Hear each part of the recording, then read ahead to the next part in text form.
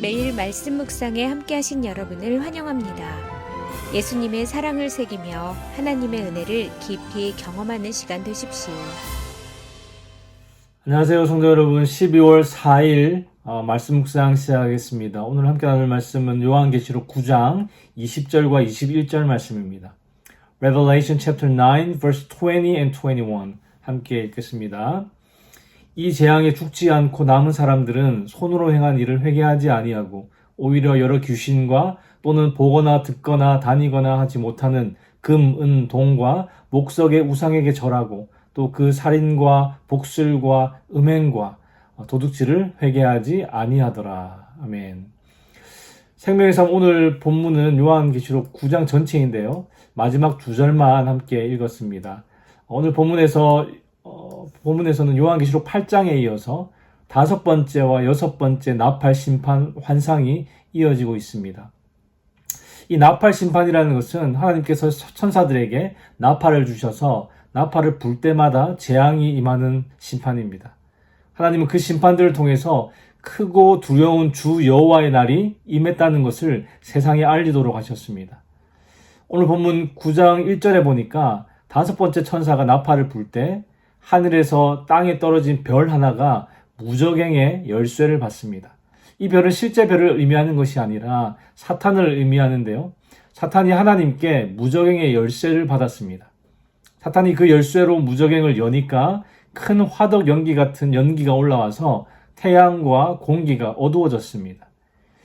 이 무저갱은 큰 용광로처럼 불로 들끓는 그 무시무시하고 강력한 심판의 장소로 표현되고 있는데 예수님께서 마태복음 13장 42절에서 불법을 행하는 자들과 악인들을 던져 넣을 것이라고 말씀하신 그 풀무불이라고 볼 수 있습니다. 계속해서 3절에 보니까 그 연기 가운데서 황충이 나오는데 영어 성경에는 locust, 메뚜기라고 기록되어 있습니다. 여러분 메뚜기 심판하면 요엘서가 생각나시죠? 고대에는 메뚜기 떼가 공포의 대상이었습니다. 메뚜기 떼가 나타나면 그 지역의 모든 식물들, 식량으로 필요한 모든 푸른 식물들을 먹어치워 버렸지요. 그래서 요엘서에서는 메뚜기 떼의 습격을 암사자의 어금니와 같다고 표현했을 정도로 그렇게 그 습격이 무서웠다는 것이죠. 그리고 애굽에 내린 10가지 재앙 중에 8번째 재앙도 메뚜기 재앙이었는데 이 두 재앙의 공통점은 실제로 메뚜기 떼의 어떤 습격이 있었습니다. 그러나 오늘 본문에 나오는 황충은 실제 메뚜기 떼라기보다는 무저갱에서 올라온 마귀를 상징합니다. 4절에 보시면 이 황충이 전갈의 권세와 같은 권세를 받았다라고 나오죠. 성경에서 전갈은 주로 악인에 대한 하나님의 심판과 관련이 있는데요. 마귀가 악인에 대한 하나님의 심판을 행할 권세를 받았다라는 말입니다. 의인이 악인을 심판하는 것이 아니라 악인이 혹은 마귀가 악인을 심판한다는 것이죠. 우리가 성경에서 종종 볼 수 있듯이 하나님께서 악인들을 심판하기 위해서 악한 세력을 사용하실 때가 있습니다. 예를 들어 우상숭배에 빠져서 하나님을 버린 유다 민족을 심판하시기 위해서 악한 이방 민족인 바벨론을 동원하셨죠. 그리고 사도 요한 당시에는 유대인들과 또 예루살렘이 로마 군대에 의해서 멸망을 당했는데 로마는 어떤 나라입니까, 여러분? 황제를 신격화하고 또 많은 우상들을 숭배하던 나라였습니다. 하나님은 그런 악한 이방 민족을 통해서 하나님을 떠난 유다 민족을 심판하셨습니다. 그런데 여기서 우리가 한 가지 깨닫게 되는 것은 사탄의 역사는 하나님의 허락 하에서만 이루어진다는 것입니다. 사탄이 하나님의 허락과 통제를 벗어나서 마음대로 왕노릇 한다거나 사람에게 해를 가한다든가 그럴 수 없다는 것이죠. 제가 청년 때 어떤 책을 읽었는데 기독교 소설이었던 것 같습니다. 그 책을 다 읽은 것이 아니라 약속 시간까지 시간이 조금 남아서 기독교 백화점, 기독교 서점에 가서 그 책의 일부를 잠깐 읽었었는데요. 사탄이 한 사람을 자기 마음대로 주무르고 결국 교통사고가 나서 죽게 하는 그런 내용이었습니다. 물론 소설이었죠. 그 책을 다 읽은 것이 아니라서 그 뒤에 어떤 내용이 나오고 또 어떤 반전이 있었는지는 모릅니다. 그런데 저는 딱 그 부분만 읽고 시간이 다 되어서 서점을 나섰는데 사탄이 인간을 자기 마음대로 주무를 수 있고 또 죽이기까지 할 수 있다는 것이 너무 무서웠습니다. 약속 시간이 되어서 간 곳이 기도회였는데요. 사탄이 너무 무서워서 기도가 안 되는 겁니다. 제가 기도하러 가는 것을 알고 방해하려고 그랬던 것인지는 모르겠지만 한동안 기도에 집중할 수가 없었습니다. 그러다가 한 찬양이 생각나서 그 찬양을 계속 불렀습니다. 승리하였네 어린 양의 보혈로 우린 보혈의 능력으로 서리라. 승리하였네 어린 양의 보혈로 주 내게 승리 주셨네. 예수님께서 보혈의 능력으로 이미 사탄의 권세를 죽음의 권세를 다 이기셨다는 그 진리를 기억하고 붙드니까 갑자기 모든 두려움이 사라지는 것을 경험하게 되었습니다. 여러분 욥의 경우도 마찬가지죠. 사탄이 욥의 가족을 죽이고 재산을 다 빼앗아가고 욥의 건강까지 쳤지만 그 모든 것이 하나님의 허락 안에서 이루어졌습니다. 사탄은 하나님의 허락이 없으면 아무것도 하지 못하는 존재라는 것이죠. 만약에 욥의 경우처럼 하나님께서 사탄이 우리를 해하도록 허용하신다면 거기에는 분명 하나님의 깊으신 뜻과 계획이 있음을 우리는 성경을 통해 알고 있습니다. 4절과 5절에 보시면 하나님께서 이 황충들에게 이렇게 명령하십니다. 그들에게 이르시되 땅의 풀이나 푸른 것이나 각종 수목은 해하지 말고 오직 이마에 하나님의 인침을 받지 아니한 사람들만 해하라 하시더라. 그러나 그들을 죽이지는 못하게 하시고 5달 동안 괴롭게만 하게 하시는데 그 괴롭게 함은 전갈이 사람을 쏠 때의 괴롭게 함과 같더라. 하나님의 인침을 받지 아니한 자들, 즉 구원받지 못한 악인들만 해하라고 명령하셨고 또 그들을 죽이지 못하게 하셨습니다. 이 말씀에서도 사탄이 하나님의 허락과 통제를 벗어날 수 없다는 것을 확인할 수 있죠. 이 황충들은 하나님을 거역하는 불신자들과 전쟁을 벌이고 그들에게 극심한 고통을 줍니다. 5달 동안 괴롭게만 하라고 명령하셨는데 이 괴롭게 하다라는 헬라어 단어의 기본 뜻은요, 시금석에 문지르다라는 뜻입니다. 금이나 은의 어떤 진위 여부 혹은 강도를 측정하기 위해서 시금석에다 대고 문지르지요. 그런 의미에서 이 단어는 시험하다, 자세히 검토하다라는 뜻도 있고 더 나아가서 이 문지르는 행위 때문에 괴롭히다, 또 고문하다라는 뜻으로도 사용이 됩니다. 이 12절까지는 그 황충의 모습과 황충의 왕에 대한 설명들이 나오고요. 13절부터는 6번째 나팔 심판 환상이 등장합니다. 6번째 나팔이 울렸을 때 네 천사가 풀려났는데 그 목적은 사람의 3분의 1을 죽이는 재앙이었습니다. 16절에 보니까 마병대의 수가 2만만, 즉 2억입니다. 17절부터 마병대의 모습을 설명하고 있는데 말의 입에서 불과 연기와 유황이 나오고 또 말의 꼬리는 뱀과 같은데 또 거기에 머리가 있어서 그것으로 해를 가한다라고 기록되어 있습니다.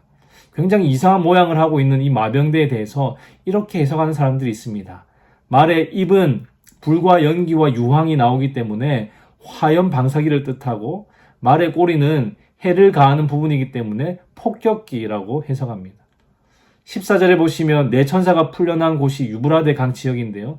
이 모든 군사적 설비들이 나오는 이 유브라데를 러시아나 중국으로 해석하는 사람들도 있습니다. 성경의 이런 상징들을 지금 현재 우리에게 일어나고 있는 일로 해석하는 것을 유사 상징주의 해석이라고 하는데요. 굉장히 위험한 해석 방법입니다. 요한계시록 초반부 내용을 보시면 하나님께서 소아시아 7교회를 향해 말씀하시면서 앞으로 교회에 일어날 박해에 대해서 언급하시는 부분이 나옵니다. 그리고 4장부터는 교회에 닥친 고난에 대한 환상을 보여주시고 8장부터는 세상에 대한 경고를 하시죠. 물론 더 뒷부분에는 우주적인 정말 세상에 대한 징벌에 대한 환상들이 등장하긴 하지만 우리가 성경을 해석할 때는 1차 독자의 입장에서 먼저 생각을 해야 합니다. 사도 요한이 기록한 이 요한계시록을 처음 읽은 독자들은 소아시아 7교회 성도들이겠죠. 그렇기 때문에 오늘 본문에 등장하는 마병대를 화염 방사기나 탱크, 비행기, 폭격기로 해석하는 것에는 무리가 있다는 겁니다. 오히려 이 상징들을 AD 1세기에 일어났던 역사적인 사건과 관련지어서 해석하는 것이 더 타당할 수 있다는 것이죠. 그럼 요한계시록에 나오는 상징들이 오늘날 우리와는 전혀 상관이 없을까요? 그 상징들을 오늘날 우리의 상황에 억지로 맞춰 해석하는 것은 위험하지만 이 본문이 우리에게 주는 메시지는 분명합니다. 그래서 우리는 그 메시지를 현재 우리의 삶에 적용하면 되는 것이죠. 오늘 본문 요한계시록 9장이 말하고자 하는 메시지가 무엇입니까? 우리가 함께 읽었던 본문 20절, 21절을 다시 한번 읽어보겠습니다. 이 재앙에 죽지 않고 남은 사람들은 손으로 행한 일을 회개하지 아니하고 오히려 여러 귀신과 또는 보거나 듣거나 다니거나 하지 못하는 금, 은, 동과 또 목석의 우상에게 절하고 또 그 살인과 복술과 음행과 도둑질을 회개하지 아니하더라. 황충대가 사람을 괴롭히는 재앙과 또 마병대가 사람의 3분의 1을 죽이는 재앙의 공통점은요, 이 마귀적 존재들이 자신들을 따르는 불신자들을 공격하고 결국에는 멸망에 이르게 한다는 겁니다. 20절에 보시면 불신자들이 우상 숭배를 통해서 귀신들을 섬기고 있다는 것을 밝히고 있죠. 그런데 그들은 결국 자신들이 섬기는 마귀들에 의해 고통과 죽임을 당할 것이라는 아이러니를 오늘 본문이 보여주고 있습니다. 그럼 이 본문이 오늘날 우리에게는 어떤 메시지를 던지고 있습니까? 사람의 3분의 1이 재앙으로 목숨을 잃었지만 남은 사람들은 여전히 회개하지 않습니다. 오히려 여러 귀신들을 섬기고 금은동, 나무로 만든 우상에게 절하면서 자신들의 악한 행위를 버리지 않습니다. 이런 극심한 심판에도 불구하고 회개하지 않는 모습을 볼 때 회개라는 것이 얼마나 큰 하나님의 은혜인지 깨닫게 되는 것이죠. 자기 자신의 죄를 깨닫고 회개하는 것은 인간의 의지로 이루어지는 일이 아니라 하나님이 주시는 은혜라는 겁니다. 성도 여러분, 혹시 마지막으로 회개한 게 언제입니까? 내 죄를 깨닫고 회개하는 것이 하나님의 은혜라고 했는데 언제 마지막으로 그 은혜를 경험하셨습니까? 참 부끄럽지만 저도 회개 기도를 언제 마지막으로 했는지 잘 기억이 안 납니다. 제가 회개할 일이 하나도 없이 거룩하게 혹은 완벽하게 살아서 그럴까요? 아닙니다. 하나님 도와주십시오. 함께 해주십시오. 이렇게 저렇게 해주세요. 이런 기도만 많이 했지 제 자신을 돌아보고 죄를 회개하는 기도가 최근에 참 부족했습니다. 재앙에서 죽지 않고 살아나왔음에도 끝까지 회개하지 않고 오히려 귀신과 손으로 만든 우상에게 절하며 살인과 음행과 도둑질을 회개하지 않았던 자들처럼 저와 여러분 역시도 세상의 가치관을 따르고 음행과 살인과 도둑질과 돈을 숭배하는 문화에 깊이 동화되어 살아가고 있지는 않았는지 오늘 말씀을 통해 돌아보고 회개할 수 있기를 바랍니다. 사랑하는 성도 여러분, 하나님의 심판은 실제합니다. 그리고 마귀의 속임수와 지옥의 고통이 얼마나 무서운지 오늘 말씀을 통해 깨닫습니다. 오늘 하루도 우리를 죄에서 건지시고 우리를 자녀 삼아주신 하나님께 감사드리며 회개의 은혜를 붙들고 믿음 안에서 굳건히 서는 저와 여러분들의 삶이 되기를 주님의 이름으로 축원합니다. 기도하겠습니다. 하나님, 오늘도 말씀으로 우리에게 교훈 주시니 감사합니다. 아무도 멸망당하지 않고 모두 구원 얻기를 원하시기에 오래 참고 기다리시는 하나님, 그런 하나님의 사랑에도 불구하고 끝까지 회개하지 않는 자들에게 엄중한 심판을 내리시는 하나님의 공의를 오늘 말씀을 통해 바라봅니다. 또한 이것을 통해 회개가 하나님의 은혜임을 깨닫습니다. 주님, 우리에게 회개의 은혜를 주시옵소서.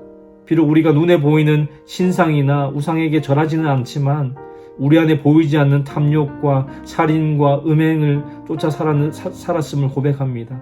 우리를 불쌍히 여겨주시고 회개하고 돌이킬 수 있는 은혜를 허락하여 주시옵소서. 주님, 오늘도 주께서 주시는 힘과 은혜로 살아가기 원합니다. 주의 도우심으로 승리하는 하루 되게 하여 주시옵소서. 감사를 드리며 예수 그리스도의 이름으로 기도하였습니다. 아멘. 수요일 기도 제목으로 함께 기도하시겠습니다. 교육부 및 청년사역을 위해 기도하실 때 영아부, 유아부, 초등부, 중고등부 교회학교를 통해 어릴 때부터 아이들이 복음을 만나도록, 그리고 대학부, 청년부, EM 사역을 통해 영적 부흥이 일어나도록 기도해 주시기 바랍니다.